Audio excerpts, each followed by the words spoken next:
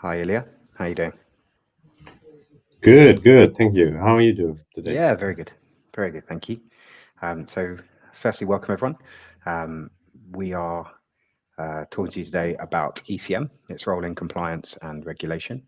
Luckily, we have Ilya here, who is an exceptionally experienced ECM architect, because it's going to be me asking the questions and him giving you all the good content. Firstly, to introduce myself, I'm Jamie. I've been working here at Turnpikes for a while now. And luckily, I get to spend a lot of time talking to some very experienced and very knowledgeable people. So hopefully we can get a bit of that information across today. So Ilya, do you just want to introduce yourself quickly and let everyone know who you are? Yes, sure. So my name is Ilya Tigla. I now work with ECM products since I think 2006. I started, and also what I noticed then over the years is work for different large organizations, private enterprises, but also in the public sector.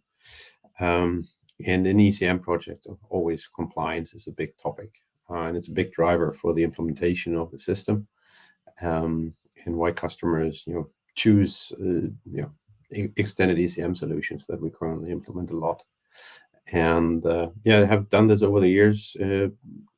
Many customers in Europe, based out of Germany, and now the last many years based out of Sweden.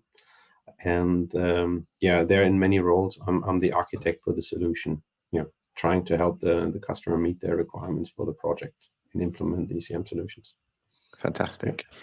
And so obviously, we're going to have to talk in some quite broad terms here because compliance and regulation means something different to everyone. Yeah.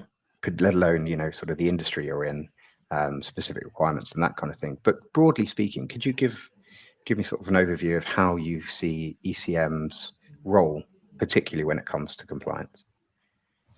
Yeah, no, indeed, you're absolutely right. I mean, we work with different organizations that have compliance requirements from very different, even sometimes opposite angles. So, on the one hand, we work with public organizations, and for them to be compliant, they have to make sure all their information, or most of their information, is publicly available. And then you work with other organizations. For them to be compliant, they have to make sure certain information never gets out to anybody. But it's all under the umbrella of compliance. And our solutions come into play that we implement basically because I would say whatever compliance you work with, it comes down to also that you need to have some documentation. You can only have a compliant process if you have defined that process, documented, and then also often that you can prove that you have communicated this process on how to be compliant, and also as part of that process you create information which you need to store and maintain in a compliant way. So their ECM solutions often come in actually to add this compliance bit to other solutions that are IT solutions that are helping throughout a certain business process. Yeah, I would say. Yeah. and so obviously you touched on public there, Yeah. which is an area that is highly regulated in terms of document storage, access, all those good things that we know we want to be able to control within our organization. Are there any common challenges you've seen when you're working with public companies, particularly? Anything that always comes up, but you can sort of see it coming before an organization tells you what the exact requirements are? Yes. So I mean, some common challenges. Many of those common challenges have been around for a while, and there's also some new things coming up. So one is that here in Europe now, particularly Sweden, I'm thinking about since I'm based there right now.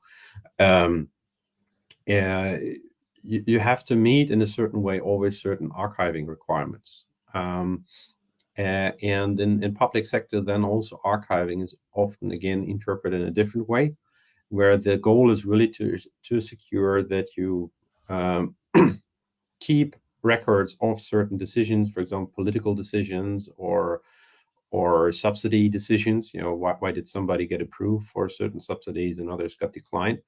You need to keep that information And actually, they always put the challenge on us. Well, actually, we need to keep it forever, and we need to keep it forever in a format that can be accessed forever.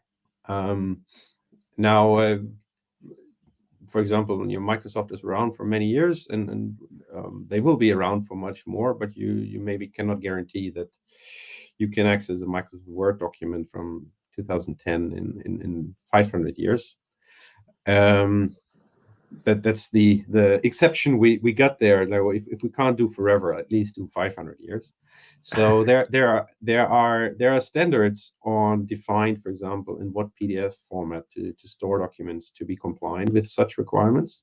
So we help customers implement that their documents, their content is stored in such formats, and that we also secure that once a certain document or content becomes public record, that it also can't be changed anymore and cannot be accidentally deleted.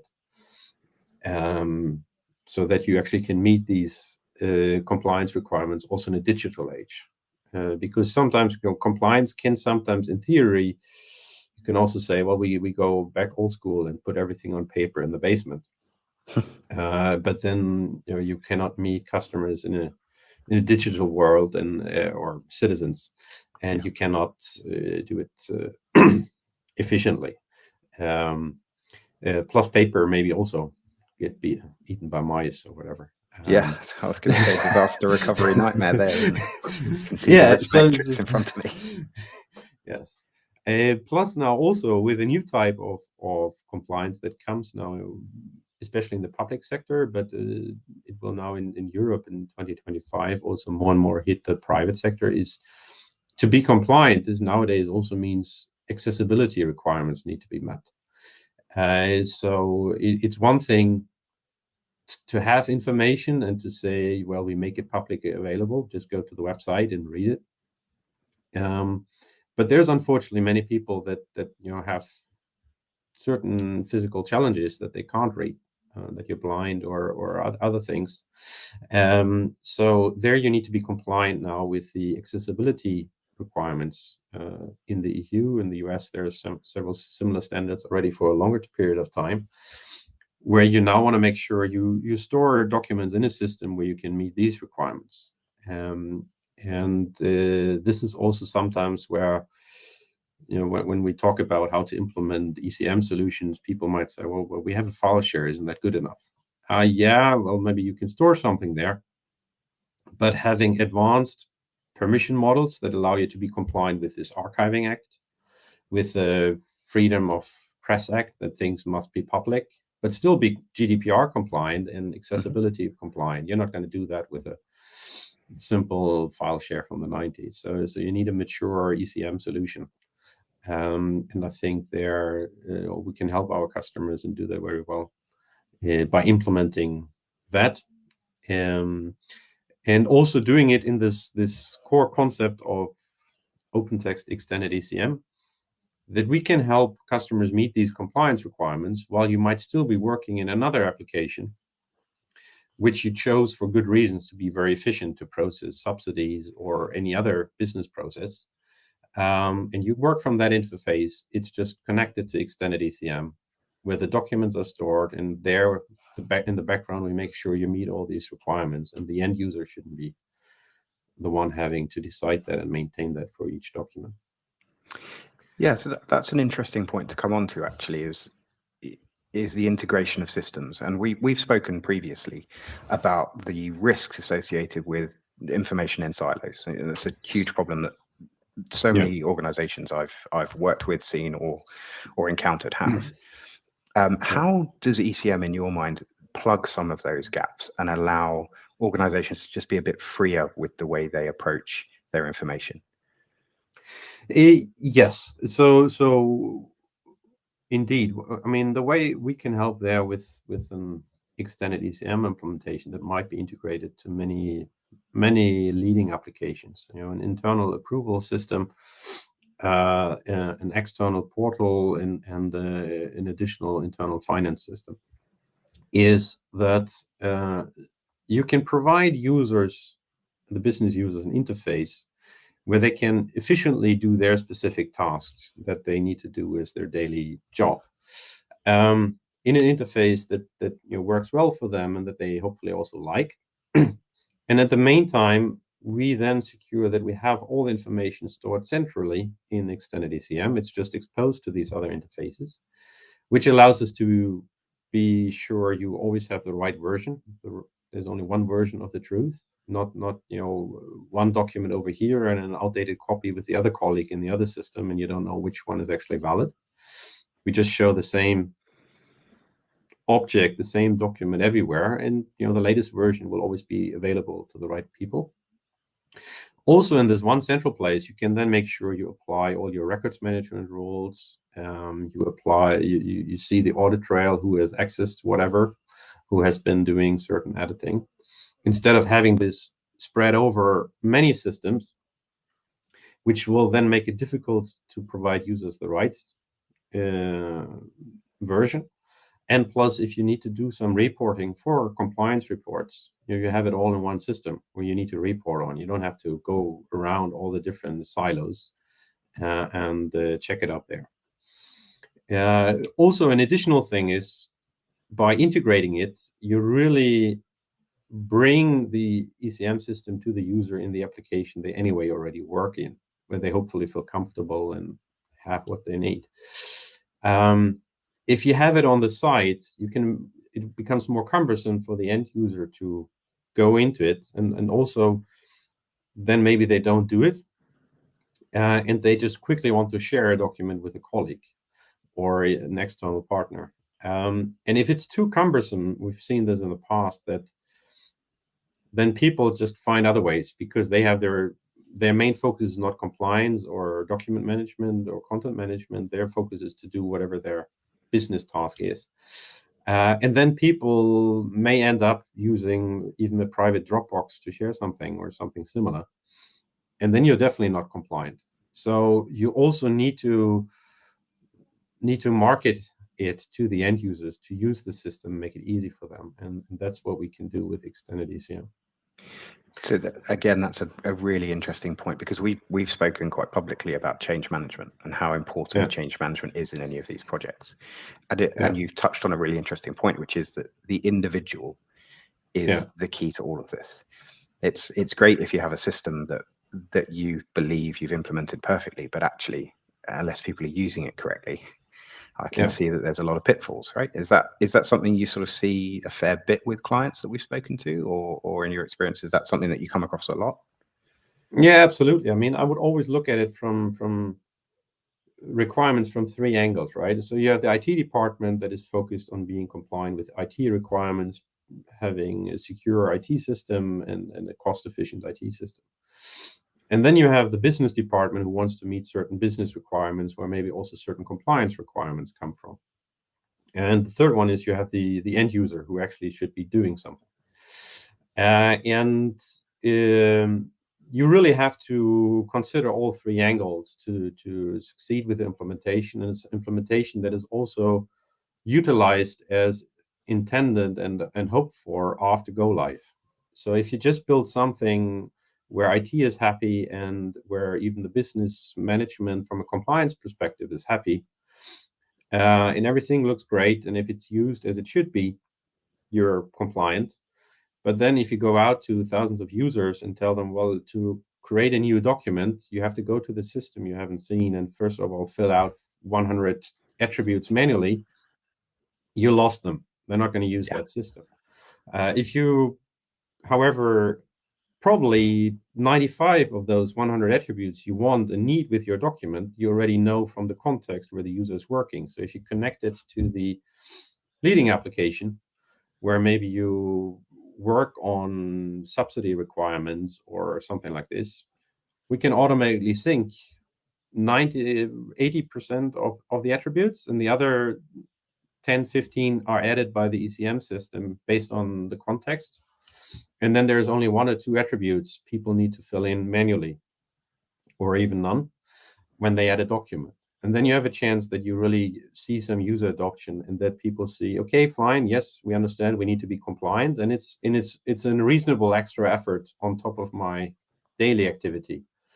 compared to just destroying their way of working completely. So that way of working, obviously, we tend to deal with large organizations. That's our particular sort of client base, and enterprise-based sort of solutions are common in those. People do have existing frameworks, right? So they, if we look at some of our experiences, we go into companies that have existing compliance frameworks. How have you seen ECM be able to plug into an existing framework rather than say, right, this is the ideal, this is how it should work in the real world? Are there existing frameworks that you see it plugging into and it supporting?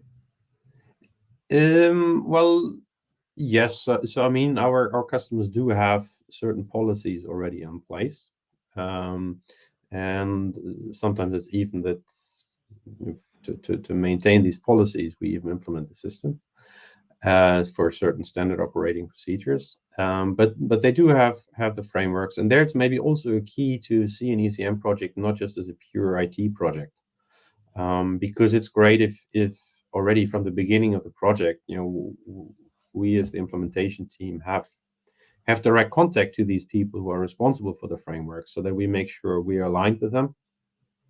We implement the system in a way that it supports their model, or if we have challenges on the way, that we can clarify this directly and sort it out where certain details would need to be adjusted in a policy for good reasons to make it more efficient. But that is definitely something to address, and where I think it's also key then to have all the right stakeholders part of the project from the beginning, so that you meet these requirements. Yeah, it's a valid point, isn't it? That the IT obviously is the main area of implementation, but your point around everyone else and the stakeholders is really important. And we have, like I say, we've actively spoken about that previously, about the importance of change management, and with this kind of implementation where it is about productivity, it's about ease of access, it's about sort of a structure that allows compliance to be easier to follow. Are there any examples you've got of things you are particularly proud of in your time working with ECM, where you've really made that change for a client and it's gone 100% the right way? Not many things do go 100% the right way, but maybe that one. Yeah. Well, no, indeed. So I mean, it's there are different examples. I mean, one is actually this specific case, in the public sector. If here in the democracies we live in Europe, which I really enjoy, this is part of the core, right? That there's a freedom of press and certain things. But the basis for that is also that the public, that the press has access to what is the government deciding, why do they take certain decisions, and they're being able to implement solutions that actually support that are the basis to actually allow this, so that whenever there is a committee or a parliament meeting, that it's not just a closed room where some mysterious decision is happening, that actually in a very efficient way the politicians can focus on making the right decisions and coming to a decision, but still that in an efficient way this decision process is documented and fully available to the public. Or in another way, we helped a very large organization that actually works in the assurance business, so they check that other organizations are compliant, to implement extended ECM, and we really have the full chain. So you have the sales department who have their CRM system, and there they work, and they have a very good process of working for them, and they create lots of documentation through the sales process when they write offers and quotes to their customers. And here we have implemented that the quote document is almost automatically generated in different languages based on the just data the sales guy enters into the sales system. And when then the sales colleague has closed the deal and the project to discuss is starting, The project manager, and they work in an optimized tool to execute projects in. But we have connected extended ECM to the CRM system and the project management system. So you see the same documents in both systems. So the sales guy, the project manager can see what did actually our sales colleagues sell. The sales colleagues can see what projects are being delivered, what could be a next opportunity. And now it's even connected to the finance system. So the finance team can, if there's clarifications about invoices as such, see everything, what was sold, what was delivered, what was invoiced. Does it all make sense together? And there's also a customer portal where the customer can share their documentation that they may have to provide as part of an audit. They can see information that was created throughout the project that is relevant for them. And at the end, they can download their certificates from this portal, which was generated in the system. And really seeing this, right now we have 14 applications connected to extended ECM. And it's going to grow further over the next couple of years. That's quite a exciting journey there with that customer.